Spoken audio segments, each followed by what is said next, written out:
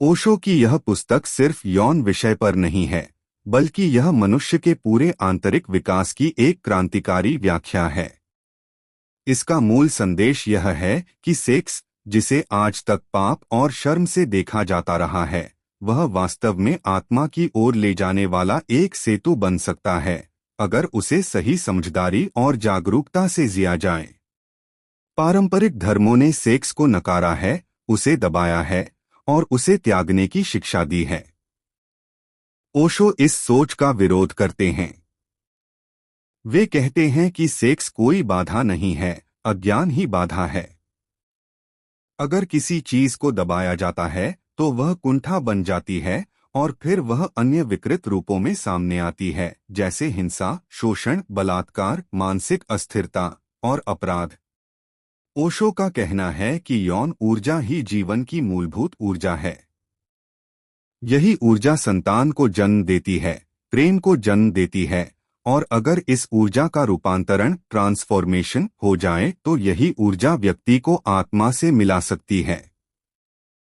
उनका यह दृष्टिकोण पूरी तरह आध्यात्मिक है, जिसमें कोई दमन नहीं है, कोई त्याग नहीं है, बल्कि स्वीकृति, समझ और चेतना है। वे समझाते हैं कि जब तक तुम सेक्स को सिर्फ शरीर का सुख समझते हो, तब तक तुम उसकी सीमाओं में बंधे रहते हो।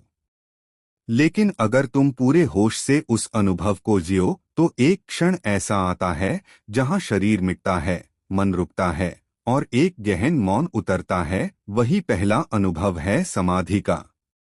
इसीलिए वे कहते हैं, संभोग से समाधि तक यह एक सीढ़ी है, एक क्रम है, जो तब शुरू होता है जब तुम पूरी सजगता से अपनी यौन ऊर्जा को समझने लगते हो। वे सेक्स को पवित्र मानते हैं क्योंकि यह जीवन का स्रोत है। लेकिन वे यह भी कहते हैं कि तुम सेक्स में अटक मत जाना। सेक्स पहला कदम है, अंतिम नहीं। जैसे बच्चा रेंगता है, फिर खड़ा होता है, फिर चलता है, वैसे ही मनुष्य पहले सेक्स से गुजरता है, फिर प्रेम से, फिर करुणा से और अंत में मौन से। ओशो बार बार ध्यान की ओर इशारा करते हैं। उनका कहना है कि सेक्स में भी ध्यान लाया जा सकता है। ध्यान कोई क्रिया नहीं है, बल्कि पूर्ण जागरूकता है। जो भी करो, पूरे होश के साथ करो। सेक्स भी अगर पूरी जागरूकता के साथ जिया जाए, तो वही ध्यान में बदल सकता है।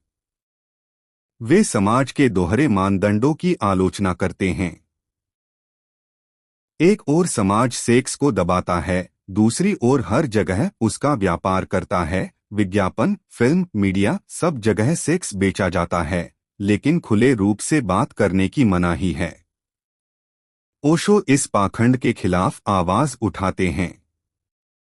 उनकी यह पुस्तक युवाओं के लिए विशेष रूप से जरूरी है, क्योंकि यह उन्हें गिल्ट और शर्म से निकालकर अपने स्वाभाविक ऊर्जा स्रोत को समझने और बदलने की राह दिखाती है।